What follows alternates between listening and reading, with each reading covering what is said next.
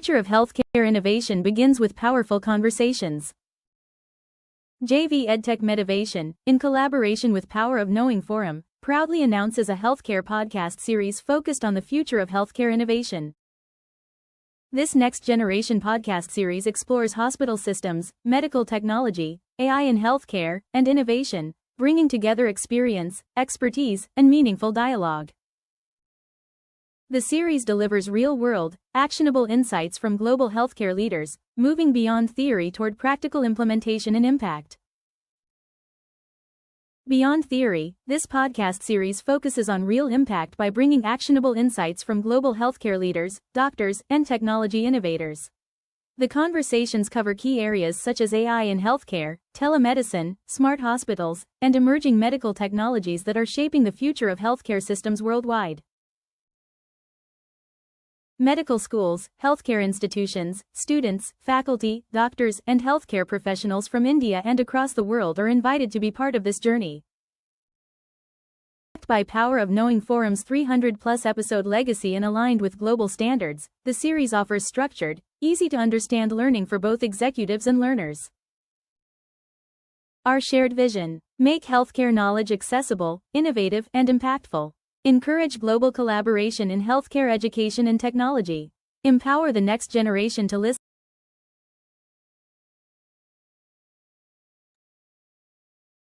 A very good evening and a warm welcome to one and all. Thank you so much for being with us here today at JV Tech Motivations and the Power of Knowing You, a collaborative healthcare series podcast, episode 10. What if everything you have been told about your weight loss, only half of the truth? And what if obesity isn't simply about eating too much and exercising too little? Today, we have Dr. Malhar Ganla, who's a co-founder and CIO at Freedom from Diabetes. And his expertise with helping leaders achieve peak health, more than 18,000 plus, the life has been transformed, which is medicine free. He's a director and CIO at Kilometers and author.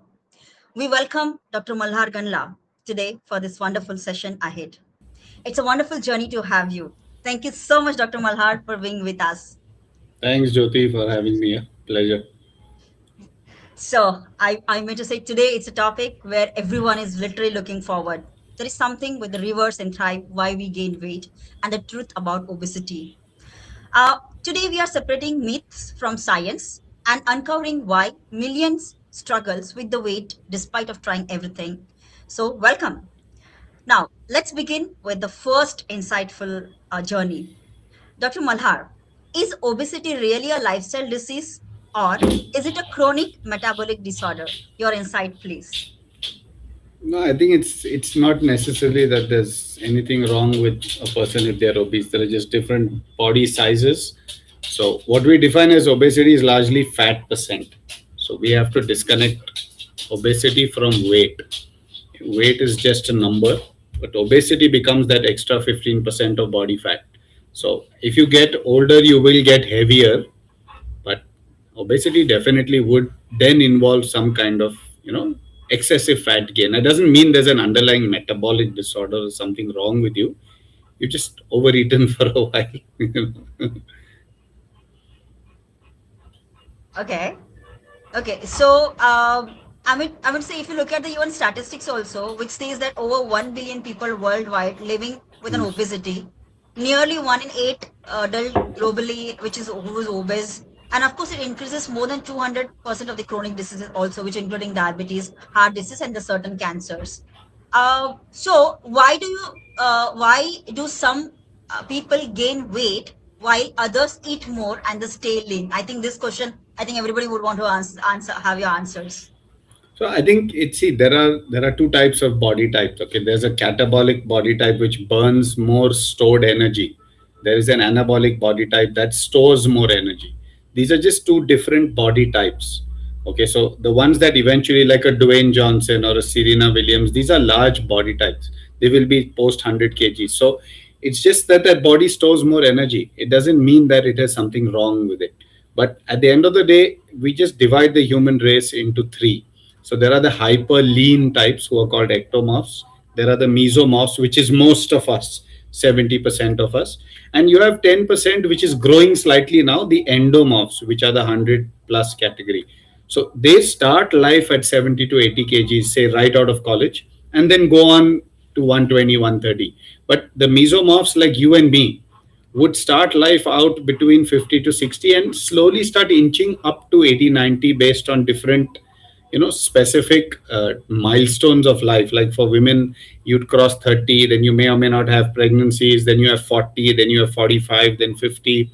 So these are just markers where you might gain 3 to 5 kgs each. It doesn't mean that you're unhealthy. Like I was 68 in college, I'm 80 now. So it doesn't mean that I have become obese. My fat percent is still exactly what it was in college. What has increased is an overall energy storage, right? So we have to accept that certain amount of weight gain is fine, and there are bodies that store much more energy than others. Again, can they store it in muscle and not in fat? That is the $1 million classification of whether you're obese or you're just a large body type. Okay, that makes sense. Even statistics which says that genetic account for more than 40 to 70% Yeah. differences in the body weight. And of Yeah. course, as you mentioned, the muscle burns significantly more energy than the Yeah. fat, even at the rest. So, when we talk about the what comes first, for example, is the obesity is causing diabetes or a diabetes is a silently killer? So, here the third question goes to you: which come first, insulin resistance or the obesity?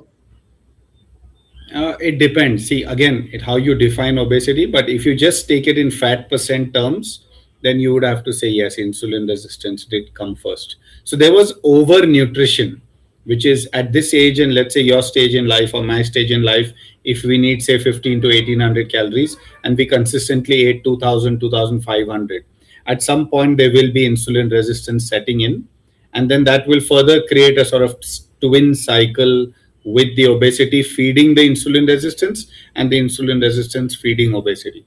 So it's just one feeding into the other, but from a chicken egg perspective you would say that the insulin resistance came first. Okay. So even around 90% of the people with the type 2 diabetes are overweight and the obese. And the visceral fat of obviously is far dangerous than the fat which is stored under the skin. So is it true, like some of the patients you might have seen, and then what would be their percentage wise if you look at the Indian scenario? Indians are still very low. We are more urban in our spread, but urban women is of course now reaching close to about 30 to 40%. So urban women, especially around menopausal age, we are seeing almost standard now about 15, 20, 25 kgs from when they were in college. So that kind of weight gain is now becoming standard, which wasn't earlier. And beyond that, slowly we're starting to see children, and soon it will spread to the whole population. So I feel we are still at 12 to 15%, honestly, but that's of a very large population base. If you take developed countries, they are somewhere close to 35 to 45. So they are still far ahead, but then it's finally linked to income. So the more per capita income grows, the more obesity we will see, because this is a disease of abundance at the end of the day. So the more money you have, the more obese you will get, your family will get, your children will get. So it's just how it works, just how it works. So it's you must say that it's a cycle, and definitely when you look at, can two meal with the same calories will have an impact on it differently in your body. So obviously there is the hormones which are involved, insulin, leptin, and the Yeah, yeah. GIGMP and etc. So what do you think is the weight gain is about the calories or a hormones? No, it will always come down to the calories at a base level. Like at the end of the day, hormones might be something you will track back and say, oh, it's because of the hormones, but the calories will always come first. Calorie imbalance is at the center point of every case of obesity. There has to be a calorie imbalance. Otherwise, you would not gain weight unless you overate. So it's the hormones can follow. Yes, the hormone caused you to overeat. We can go on discussing that, but at the end of the day, there was overeating first. Yeah. Yeah, and definitely there is a food quality also which influences the hormones. Can you give some The examples? conspiracy theories will never end, but at the end of the day, the food industry has to scale to serve 7 to 8 billion people. So there will be reduction of nutrition and increase in sort of stability and portability of food. So soon you will start to find food that looks like food but isn't food. So we are going to put nutrients into capsules at the end of the day, and we're going to start putting food just as an entertainment. So end of the day, we're just going to have to create more and more foods that are sort of protein fortified, which have less junk element in them. But no food by itself, I would say, has been engineered for bad health. They just engineered for scale. But along with that came bad health, because they are engineered for taste. You know, so what will they do? You take any American chain, that food is basically driven to create taste and create dopamine, and at some level satiety also. But then it is very high calorie. But it's your job as a human not to get addicted to it. We can't blame the food industry, you know. Yeah, it's a really, really very well like explained key message. I must say that calories explain energy balance. However, the hormones decide what that energy goes. Very well said, doctor. When it comes to even why do people lose weight only to gain it back or within the month? So there is a lot of theories are involved when it comes to why do most diet fails. So I would really like to know that this could be the questions where almost 80 to 95% of people regain much of the weight when they lose 2 to 5 kilos or 2 to 5 years mostly. So, what's your insight? Why do most diet fail? I think diets don't fail. You just hold your weight in a range. So if your predestined weight, let's say like your height, if your height was destined, for me, say was destined to be 6 feet, you could have restricted my height by some sort of physiologic mechanism by holding it there. I would have stuck at 5'8". But the minute I got a chance to grow, I would have grown. So similar for weight, it'll stay in lower ranges as long as you keep it there. But that's not its natural alignment. If it's destined to grow, it will grow. What you can do is keep the obesity element off, just the fat percent. Okay, so I keep repeating it. There's a big difference between obesity and weight. Weight is simply increase in the amount of mass or amount the body weighs over time, but obesity is just fat increase. So we have to distinguish between these two. So where people try to mistake is they lose the fat, but then they assume that they have to lose much more weight. Now that weight loss is not sustainable. Let's say you today want to go back to your college weight and say, I want to lose 30 kgs. But you have gained just 15 kgs of fat since then. You lose that 15 kgs of fat, the rest of it is healthy weight gain, which is age appropriate. So you don't need to go back to that weight. That's a wrong goal in the first place. That's like me saying I want to go back to 68. That's not a right goal. You know? I think you've been more realistic, and that really what Yeah, matters. yeah. Thousands of patients I've seen. Yeah, my entire job is resetting of expectations of participants, because patients come with weird expectations from a body that basically is not talented for burning fat. See, if you had a great functioning thyroid and a hormonal system combined with the muscle infrastructure, you wouldn't have gained weight in the first place. The fact that you don't have that infrastructure means there is a little limitation in the body's weight management functioning. So putting such a goal in front of the body, which is so steep, which is why most people I meet are always on some diet. कभी biscuit नहीं खाएंगे. They'll never eat anything out of so-called out of syllabus. I keep telling them eat it. It's not so difficult, but people get very hardwired for a particular number. Yeah, absolutely. I think your mindset does matter. So, when we talk about is lifelong medicines is the only solutions, or there are many people you must have seen that the losing just 5 to 10% of the body weight can significantly improve the blood sugars or the blood Yeah. pressures or the cholesterol and the liver health. So, according to you, can obesity be reversed without medications or a surgery? Obesity can be reversed without medicines or surgery. Again, when we talk obesity, we are talking about the 15% of body fat. We are not talking about weight. So if you say I'm 115, I want to come to 100, you can easily do it without medicine. If you say I want to come to 80, then you will have to trigger the medication, because at 100, your body will completely resist you. So my only question is, what do you do when it comes to 100? That's the question. Do you find the athlete in you? Because there is an athlete in each one of us. Now I'm an endurance athlete, I'm a swimmer, a cyclist, a hiker. Which athlete is Jyoti? If she has not answered this fundamental question, then when she comes to 100, she has not changed her body composition. It's a matter of time before she'll go back to 115. If she changes her body composition at 100 by reducing the fat and increasing the muscle just a little bit, that little shift combined with the protein carb adjustments and eating age appropriate, because at this age you can't eat like you did when you were, say, 20 years old.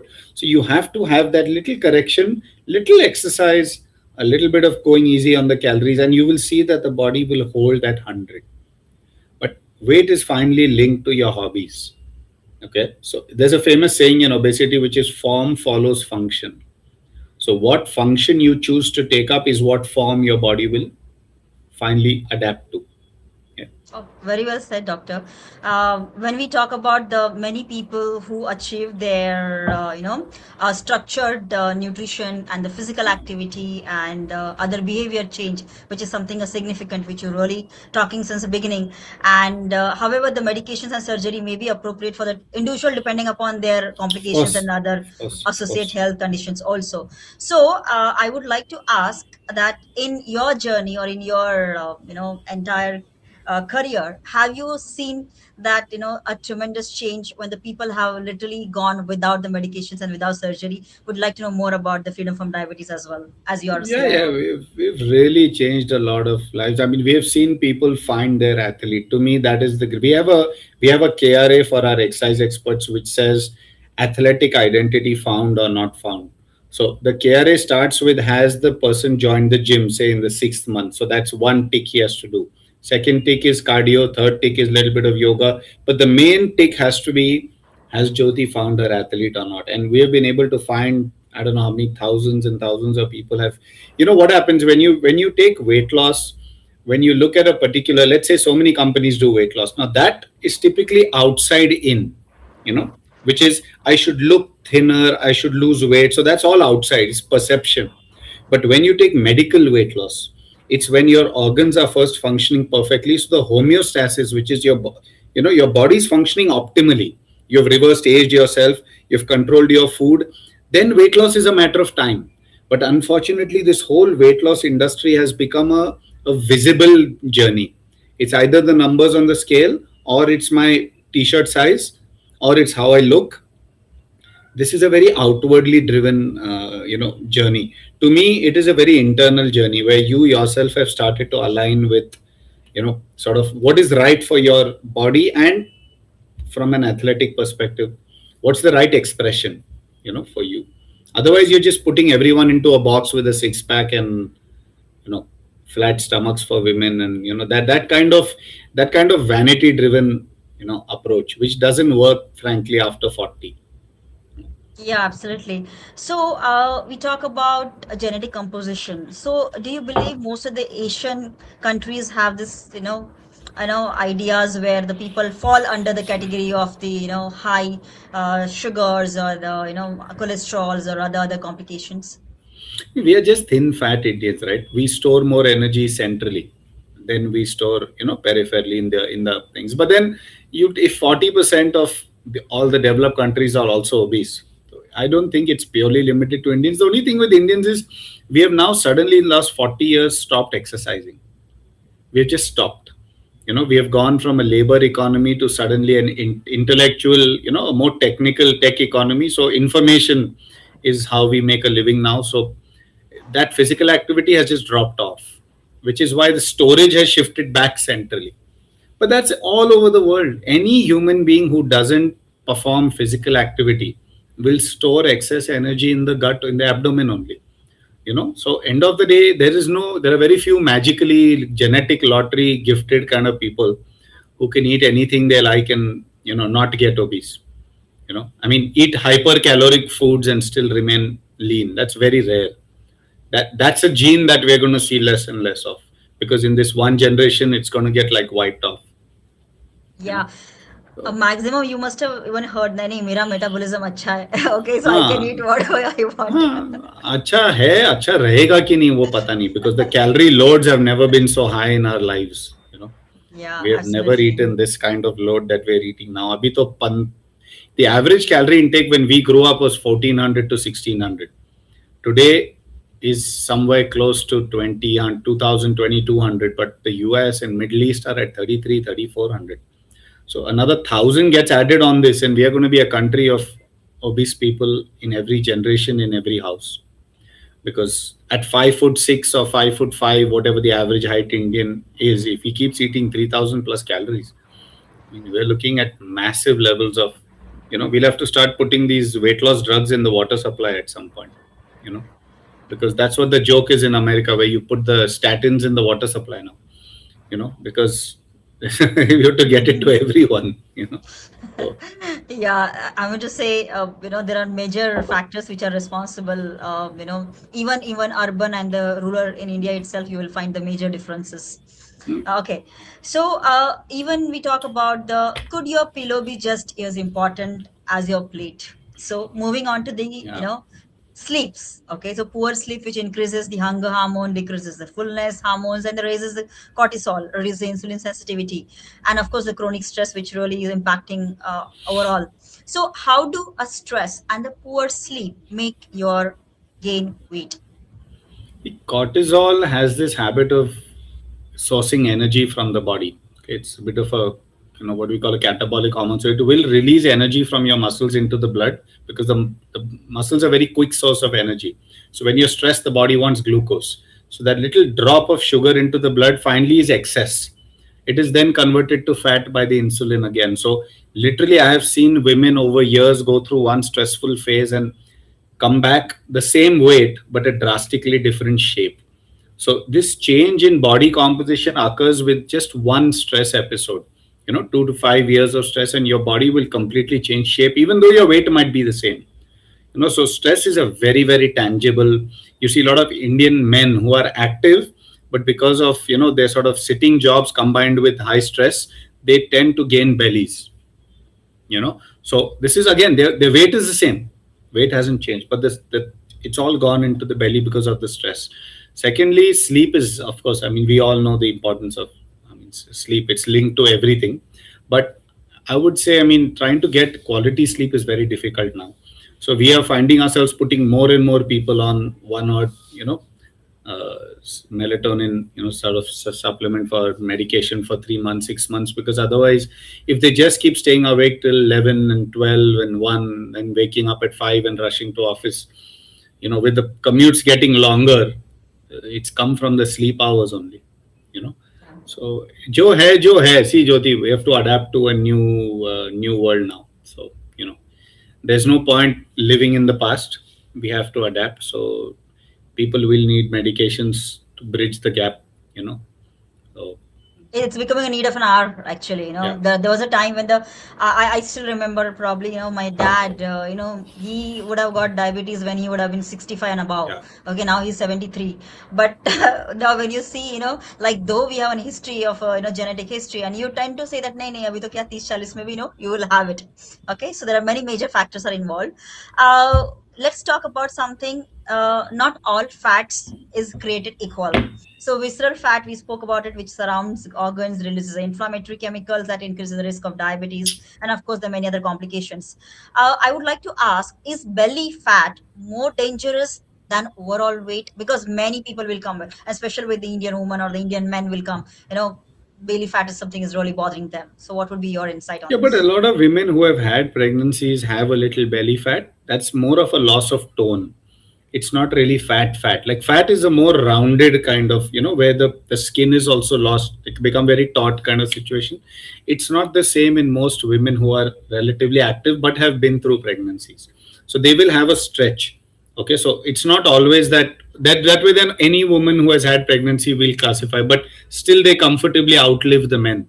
So the average life expectancy for women is close to 80, and for men is around 72. So despite having just that visceral collection of fat is not necessarily always bad, and you will collect a little bit. You see a lot of 65, 70 year olds do collect a little bit of abdominal fat.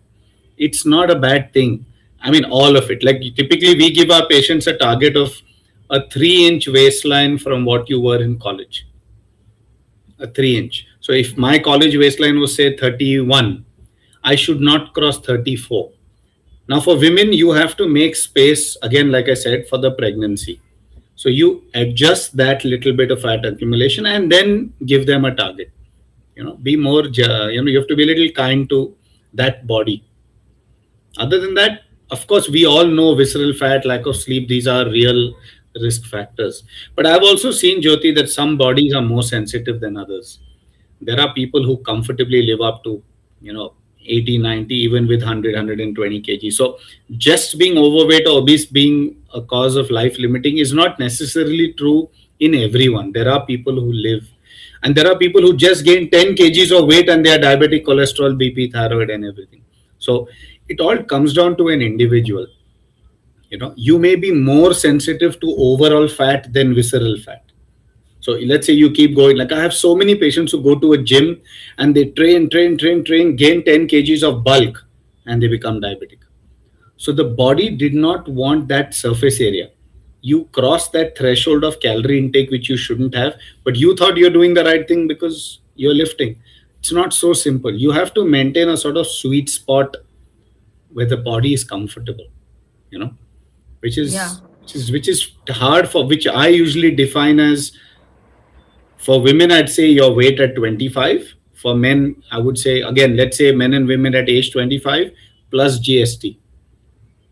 Okay, so for men, the GST is 20%. For women, we'll go up to 30. And if you've had more than one pregnancy, we can go up to 40. So if you have been, let's say, 50 kgs back then in the 20s, you can go up to 70. But again, a healthy 70, not all of it in the abdomen.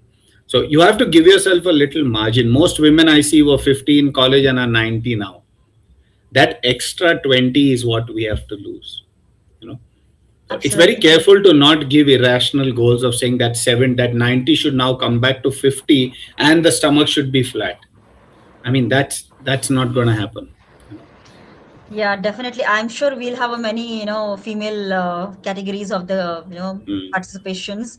So when it comes to even the, normal pregnancies or the cesarean section, so do you believe it takes time for any woman to come back to the normal after the cesarean Yeah. sections, or how does it can impact?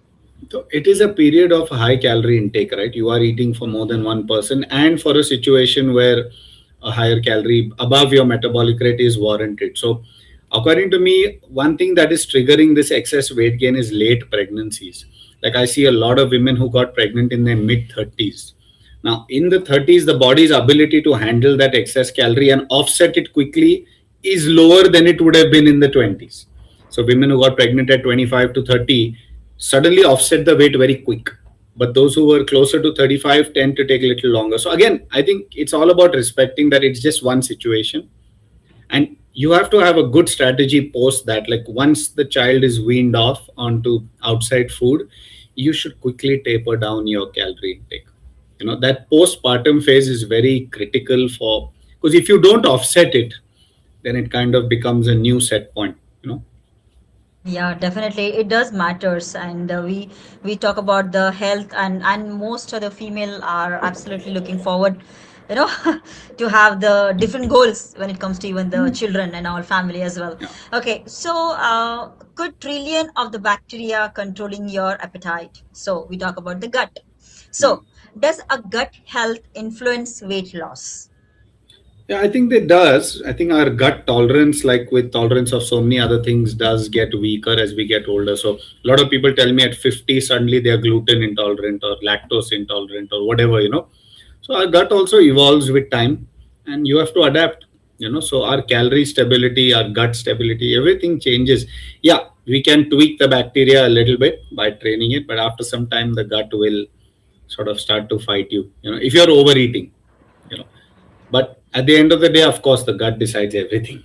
Gut decides everything. Yeah, true. But do you believe that post-COVID, there are many patients you must have seen probably with the sensitivity to stomach, or they must have come up with some of the other that, I can't eat and it's really bothering me and I'm not able to digest my food. So how do you define those aspects? I just see a lot of obesity after COVID. I think people really, it exposed the lack of hobbies in a lot of people. You know, those Okay. who were unintentionally active, who got out and were going to work, were somehow inducing large periods of fasting because they were traveling and working. But the minute they sat at home and they didn't have any other hobbies, they started to gain serious levels of weight, you know.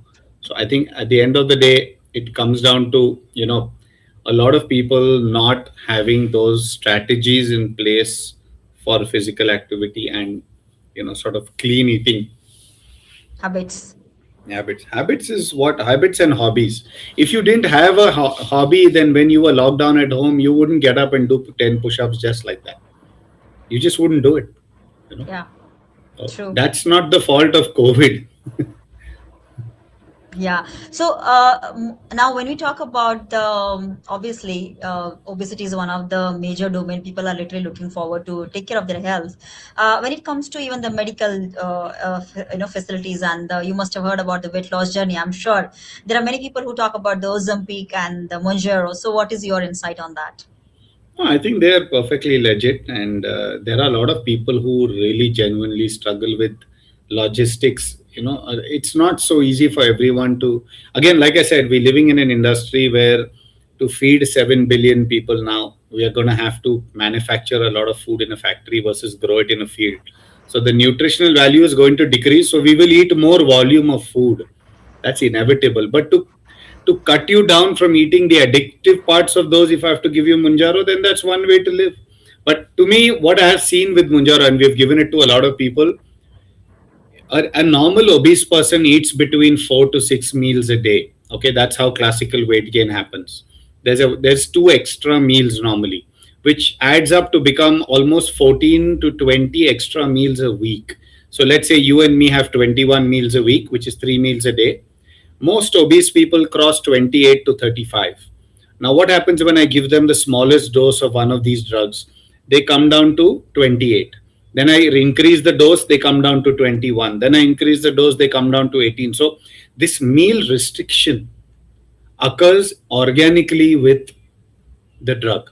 So before they know it, they're eating 10 to 12 meals a week and they've lost 25 kgs. The question is, what happens when I take off the drug? Now, that is something we haven't yet seen. We have not taken too many people off yet. So I don't think anyone in the world has taken that many people off to convincingly say that, oh, yeah, they keep it off without the drug. But it comes back to the same thing. I brought you from 120 to 100. Did you get your hobbies and habits and find the athlete in you? Did you change your body composition? Did you start working out? Did you deploy long term strategies, or was it just the handcuffs? That's something. I think people have to not judge the drug, they have to judge themselves at some point. Okay, I used help to get here. There are so many participants at 140 kgs. I have given it for the second 20. So they followed diets, they did a little exercise, they increased their habitual activity, they came from 140 to 120, which was great for them, which it in itself is like winning a war. But at 120 उनको लगता है अभी दिल्ली और दूर है, अभी 100 जाना है. So that extra 20 becomes a real battle because that's the back 6 months. The first 6 months are easy because the josh is high, the compliments are high, and the scale is moving every day. But when it's 120 to 200, the scale doesn't move. You lose a kg a month, and that is where the real relapse happens. So that's where I've given it to people, and it has escorted them to 95. So Wow. it does have use case scenario, but I don't like the concept of just taking it for what I call external weight loss. Just jaldi se, that's a little bit of misuse. Again, there are people who told me on Instagram, so what? So I said, yeah, so what? I mean, so what? Why not? To each his own. So Yeah, people talk about themselves. Okay, now I was very happy and, of course, not surprised as that freedom from diabetes, where you have a 9 days or the 10 days of fasting. Would you mind elaborating on that and how does it help? it's very, very powerful because when most of us are simply going through high calorie situations from all the time, like you take a holiday somewhere, you go somewhere, you go for a conference, you will end up eating more than you need. Now, when do you offset all this? So there is just no offsetting any of it, and the body is so intelligent, it stores calories basically in the muscles. So the muscles are your savings account and the fat is the fixed deposit. Now, any excess in the savings account is pushed to the fixed deposit. But the problem is we keep depleting the savings account, which is why we just keep eating. But when do you offset the fixed deposits then? Now you'll say I'll exercise, but exercise comes from savings account again. So end of the day, we never really touch the fixed deposits. So if you have to break those, you need a period of longer sort of getting away from calorie rich foods. So we found thousands of people. I think 25,000 people did it last year. The average weight loss was 3.5 kgs. Really good. So I would suggest anyone who's, even if you don't need to lose weight, you must come and do it, because you'll offset 1 inch on your waist. It's just a 9 day, out of which you go two meal, one meal, and then zero, zero, zero, zero, zero, and then one, two. So it's not that you eat nothing. You eat salads, soups, smoothies. You do eat a lot of things. You're eating all day, in fact. It's just you're not eating cooked food. Wow, that really does matter. I have seen that on in the freedom from diabetes, you just don't treat the conditions, but you treat the root cause of it, because that's how you can empower people and the generations all together. And of course, the sustainable lifestyle changes can definitely add value. So, do you have any example which has been a very rarest and you really made a magical as a case studies? Would like to know more on the research part also. Yeah, I think there are lots and lots of studies of kidney reversal, renal, and there are people with 25 years of diabetes and with insulin for so long that have stopped. I mean, there's a lot of stuff that happens when you let the body just heal. And to me, there are just countless cases. I mean, cases that I really like are people like there's a lady called Garima who's 48, perimenopause. I think she was 51 that time, almost menopausal, and she was 88 kgs, taking almost 80 to 100 units of insulin. Today, she's taking no insulin. She cycles 100 kilometers. She's come to around 65 kgs of muscle weight. And she's this role model, in Indore now for her community. So she's one. And then there's so many others. Yeah, there's so many. I mean, it's difficult for me to name people, but to me, it's not about the quantum of weight loss. It's about the depth of them adopting and retaining it for five years. So many people have retained it for 8 years now. So the glucose tolerance test, which is GTT, if you can swallow 75 grams sugar and your blood sugar is below 140, then the ADA will classify you as being in remission. So we have been able to get 500 people almost every year now, into remission with that 7 2. That these are real achievements, because if you think like a diabetic, if they can eat two rotis, have rice, have dal, have sabji, and have something sweet, and have their sugar not go above 140 without medication, I think that's a very big achievement for them. It's a quality of life upgrade, one that they may not have seen for years. So I think that is the real achievement, sort of, putting the confidence back. Same with obesity. Most obese people just can't exercise. They feel dil to bahut. Yesterday I spoke to a guy who was 139, and he said, I would love to run half marathons, go to the Himalayas. Your body cooperate hi nahi karta. So I just told him, okay, let's not put the cart before the horse. Let's start with the, let's put the sequence right. So he understood the sequence. You're not born with the genetic lottery. You have to follow a particular It's not that you can't run half marathons. It's just that at 139 it won't allow you. So just hold on. He was like, he understood, but I need a lot of maturity from people when they come, for this help. Like, it's got to be. My favorite saying, Jyoti, is most obese people and diabetics overestimate what they can achieve in 6 months. They overestimate that, but they underestimate what they can achieve in 3 years. And this is true not just of reversal, but of most things in life. Like, I have also overestimated what I can get done in the short term. Like, I'll save this much money, or I'll do this, or I'll do this. But in 3 years, that looks like a very small goal, because you have gone way past it. So I'm just saying, most people, especially in this field, underestimate what they can achieve in 3 to 5 years. So they should always give themselves a long runway, to take off. Yeah, that does matter. So, we talk about the habits. We spoke about the number of aspects which are very much important. Okay, as everyone must be knowing it. So, you also been a part of Of course, you've been an athletic and you've been a part of a number of sports programs. Do you recommend that in the school or any of the colleges there should be a pre-awareness campaigns, or there should be a pre-awareness strict compliance, so that the next generation would be really confident and they would not have any kind of complications as well?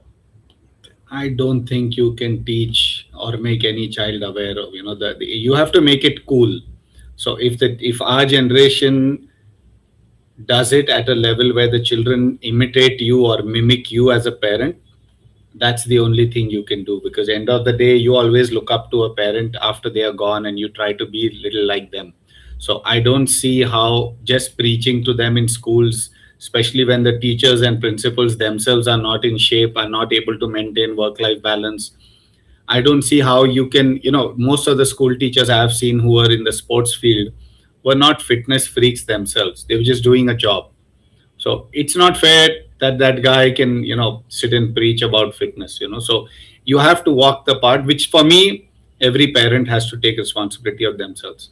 Don't expect someone else to do it. Your child's health is your problem. And the number of 100 kg kids I'm seeing now, I'm seeing 100 to 180 on a on a weekly basis now. So, I mean, I tell all the parents, I mean, what do you do for physical activity? And the parents are like, nahi, hum to kaam karte. I'm like, I agree, you're working, everybody's working. But that culture is missing, the physical. We don't value it. It's 30 minutes twice a week in a school. Yeah. Or are you making a career of it? If you're not making a career of it, fit chodo. You know, this culture is still IIT IIM driven. It's still going to be that for a long while, because in a billion people, making a living is always going to take precedence over anything else. But I think it, unfortunately, for this Gen Z generation, it's just going to be very, very tough, because they are born into abundance, but with the same sort of, blinkers of goals. So I really feel bad for them sometimes, because that's a toxic combination. When the Yeah. expectations are the same, but it's met with abundance, and to be honest, lack of prioritization at that point. At 16, nobody wants to run a half marathon. So I mean, it's not really going to fast or run a half marathon or anything. So I think for them, it's all about the home environment. If you can clean up, not buy ice cream, not buy namkeen every single day, not stock biscuits in the house, that will be better. See, that the genetic component of diabetes and obesity is not going to go anywhere. Our genes are all loaded, but how much do you pull the trigger by loading your house with all this is a question for you. Yeah, you know true. True. That also reminds me, I was just, going through a couple of, research and the statistics. So I've seen that, of course, there is when it comes to the heights in the Indian scenario, you will not find the more heights of the people. So of course there will be a significant change. But however, in China, it's like in the school itself, they have started, working on their the health, their nutrition in the school itself beginning. And if you look at the number of the games and the if you see, they will you'll find significant change in their habits, in their attire, in their entire generation, I must say that. So nevertheless, it is never say no that we cannot do a change unless we think of that. That's also a valid point of yours. Yeah, but I So think expecting somebody else to do it for you, either a policymaker or a school, is us passing the buck. Okay, tomorrow you'll say, I work in a corporate. Why is the corporate not looking after my health? He's giving you a job and he's paying you every month. Beyond that, now you want him to look after your health also.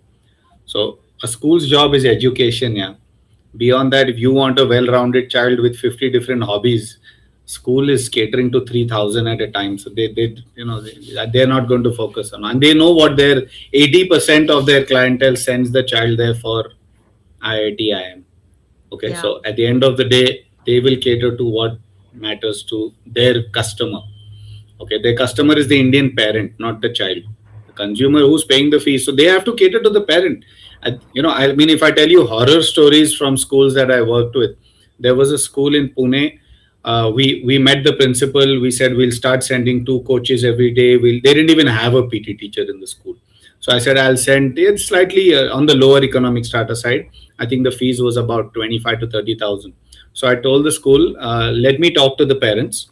If they agree, whatever, well, we have to pay the coaches some 20, 30,000. So whatever divide by the number of students it comes to, just a little, put a little 10, 15% for administrative fees, and let's just get it started.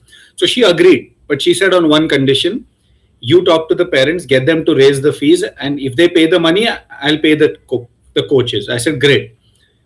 You'll not believe, there were 1,100 students in that school. There were exactly 500 girls and 600 boys.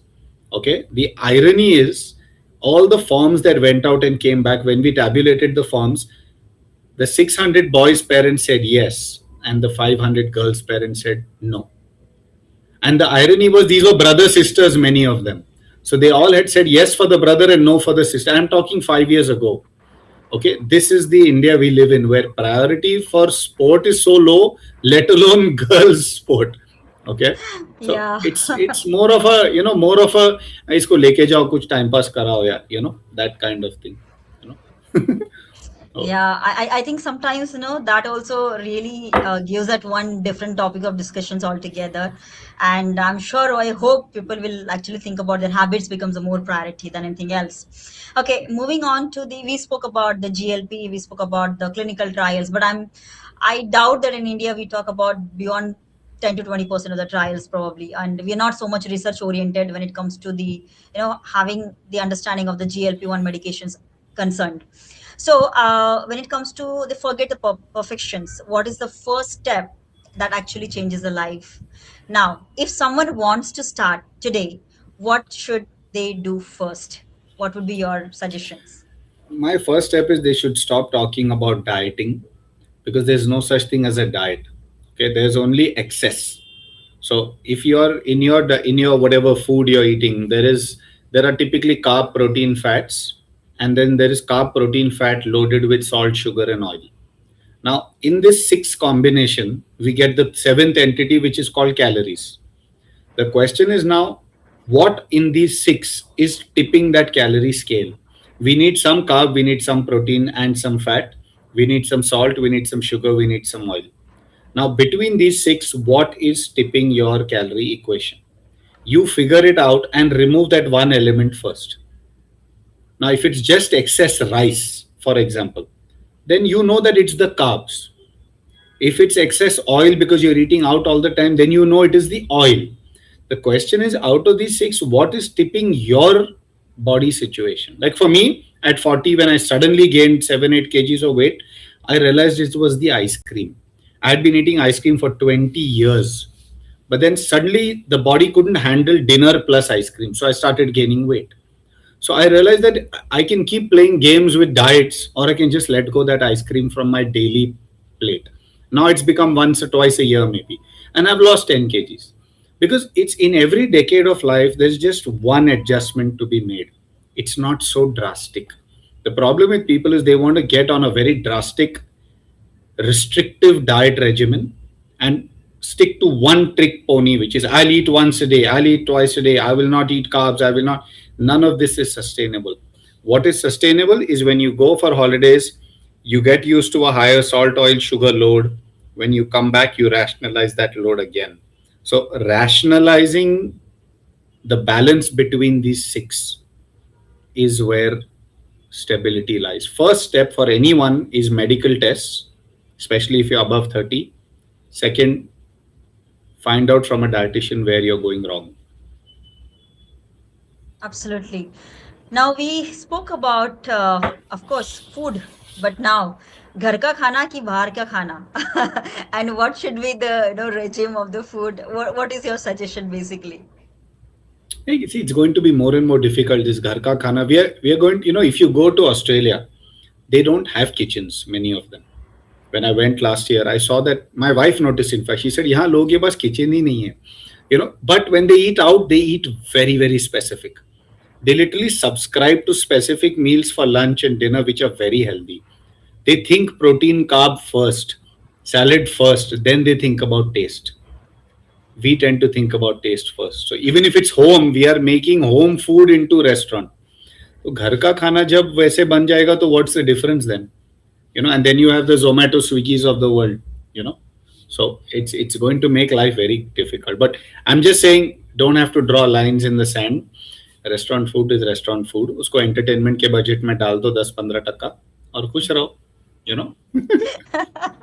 Of course, that does matter. Of course, prioritizing what you want in your life, that Yeah. makes sense also. That's absolutely very well said. Of course, looking at start with the sustainable habits, build meals around the whole minimally processed food. And we can't say much on the processed food because there will be another series of the podcast which we required actually. And just to ask you, when it comes to the refined oil or kachi ghani ka oil, what do you think? What people must do it? Like this is a common question people must be asking also. No, we do recommend a balance of all oils. It all depends on which part of India you come from. So you can't tell a South Indian to have only sesame oil. So you can't tell a North Indian to have only coconut oil. So oils are endemic. Finally, it matters what is the quantity. End of the day, like whichever oil you're having, it can't cross. Like we tell people to measure their GeoMart or their Amazon carts for the month and see how much oil did you order.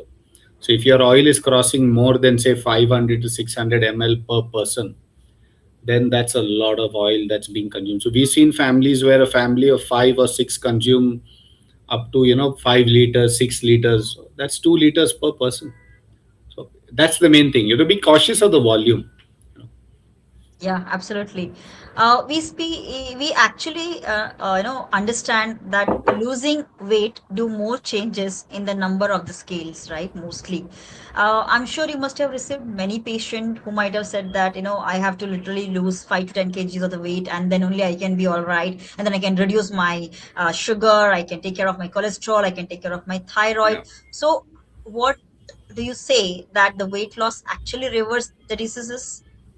Yeah, yeah, definitely. There is a see, your organs are mapped to a particular body weight. So when you became an adult, say by 18, you matured by 25, your organs were mapped to a particular surface area.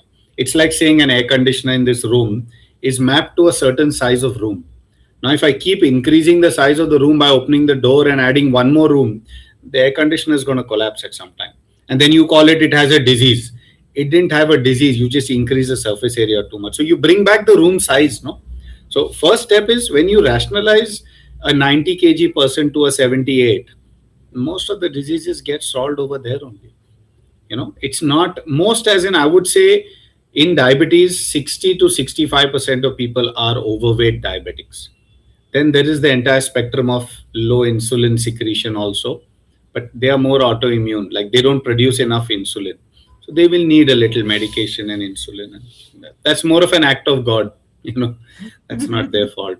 Yes, completely understand. And of course, there are certain conditions like type 2 diabetes, fatty liver diseases, Mm. hypertension, PCOS. Talking about PCOS, what would be your thoughts? Because I'm sure there are many women who must be listening and they would Yeah, have yeah, come. At least, we are actually, having this percentage very high when it comes to the PCOS. So what would be your insight?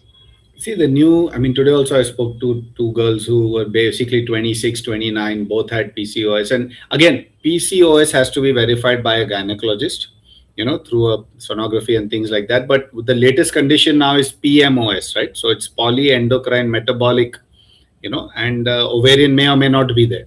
So you may just basically have metabolic dysfunctions. So that is coming out of the lifestyle. Like a lot of the girls I consult have suddenly stepped into corporate jobs. In 3 years, they have jumped city. They've gone to Bangalore or Hyderabad or Pune or one of these. Their commutes are suddenly 1.5 hour. They're eating foods, from a hostel or made in some sort of mass production thing, and they've gained 20 kgs of weight. And the first thing when they go back home for their checks, they are being told they have PCOD. So this 3 4 year gestation is very real for them. So I think it's very critical that it's not just weight gain. It's a lot of salt, sugar, and oil. At the end of the day, your body is just taking on more load than it's designed for. And again, I come back to the same thing. Your body has fantastic mechanisms to maintain stability, which is homeostasis. But when you push it beyond limits, by not moving it at all, by simply, eating just all the time, the body will give up. Yeah. We call these all these different diseases different names, but end of the day, these are diseases of basically a little bit of overindulgence. Yeah, that's completely true. Imagine changing just one habit that could transform the health of an entire generation. If you could change one habit for every Indian family, what it would be? What would be your suggestion like? I would say prioritize exercise. I mean, I can't even begin to tell you how important exercise is, because with abundance coming in, you see the difference between us and some of the developed countries in the people in those countries who are active. So there are people who have withstood that calorie onslaught of 3,000 calories a day in the US, in Australia, in New Zealand, all these countries, in the UK. All those countries are 50-50 now. Half the population is obese with medical conditions, half is ultra fit. So in India also we are going to come down to that. Either you're going to be part of the fit bandwagon or unfit. But it comes down to you prioritizing it, praising your child for it, enabling that kind of activity, doing it yourself first of all instead of just preaching. So it's very critical that all Indians start doing, and we have to stop negotiating with exercise कि मैं 10,000 step करके आ गया, मैं थोड़ा ये करके आ गया, मैं थोड़ा योगा किया. It's not so simple. You with food, no one negotiates. With food, the classic question is, what all can I eat? And with exercise, the only question is, what is the least amount of exercise I can do? Least. Yeah, absolutely, absolutely. That makes sense also. And probably I can sense from your entire discussions that your habits and your health, which is in your hand. There's nobody can help you. You have to work for your own salvation, basically. Yeah. So we are absolutely, delighted to have you. And we have next 5 more minutes. And there are a couple Mm. of questions I must take it before we have a Mm. rapid fire too. Okay, so of course, Prem has mentioned that's a very good insight. And what is the difference between the weight and the obesity? Was a good, it's a very good pointer. Yeah. But he's already mentioned that. But most of the time, you must have noticed, right, that people say that earlier days that there used to be very strong women, they had amazing 9 to 10 deliveries Mm. also, but nowadays, Mm. women are not even able to sustain. So we don't have a energy, we have a lack of energy, we do not have a stamina. People say I don't have a stamina. So what would be your like, homely advice for the people? I think women have to prioritize physical activity for themselves. Again, like I told you, we live in an information economy. Everyone's making a living sitting in a chair in front of a laptop. So women have to prioritize. I always tell women in consults that they are all givers. They give to the family, they give at work, they're giving all the time. They are never taking. So at some point they have to learn to take. In one generation now, if they can just take out at least 3 hours a week for themselves, whatever it is, whether it's yoga, whether it's gym, whether it's walking, whatever, there has to be some kind of de-stressing. Yeah, absolutely. That does matter. But I'm sure, doctor, you must have heard that most of the, those participants, those are into the gym, they have countered with an heart attack. That's very common. People say that, I went and I've been there and I have seen. So do you find any correlations, or is there any, these incidents are more common nowadays? I just, like someone said, one of the Google CEO said, he said, you're just finding out now. These Okay. things have always, there were enough people who have died in restaurants also. They Okay. just don't tell you that. I mean, Google is just letting you know because of the sheer availability of news. Otherwise, you'd never know. Yeah. ऐसे कुछ नहीं है. Like, blaming anything to anything is just crazy. Yeah, absolutely. We are in the world of AI. The AI is something really taking over us. I'm sure you must have seen many patients who come up with the solution that okay, this is what has been decided for me. This is what is happening, and people become very over judgmental. So, what would be your one thought for them that They when they come put for their a lab consultation? reports. Most of them put their lab reports and come and they say that my HSCRP is this high or my fasting insulin. And they ask the classic question is, what does this mean? But my suggestion is, before you do all that, always first ask a professional what your goals should be. Just correcting lab reports is crazy because you don't know which part of that is genetic and which part of it is lifestyle. So don't jump into assumptions. Otherwise, you'll become just a mechanic. You'll just be fixing things all the time. But Yeah, absolutely, absolutely. Now we are moving to the quick rapid fire. Okay, so it's a myths versus fact. Do you think so? Eating fat will make you fat? no, eating too much fat will make you fat. Okay, Yeah, absolutely. When it comes to sugar or fat, which is more harmful for the weight gain? I'm neither. Again, too much of something is bad. Okay. Excess dosage is poison, Jyoti. Nothing is dangerous. Yeah, absolutely, absolutely. When it comes to the best exercises for the fat loss, is a walking or a running? I'm neither. Fat loss comes from food. Okay. And one food you would ask people to avoid every day. Frankly, I would say as you get older, you should let go dairy as much as you can. Vegetarians eat too much paneer, in my opinion, too much. The Mm, dependence is too high. So if you're a vegetarian, bring paneer down to once a week.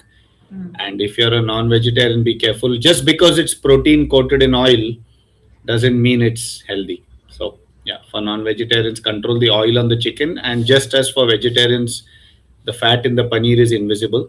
So be careful with that. Other than Yeah, that, just slowly release dairy as much as you can. Don't make dairy a source of nutrition.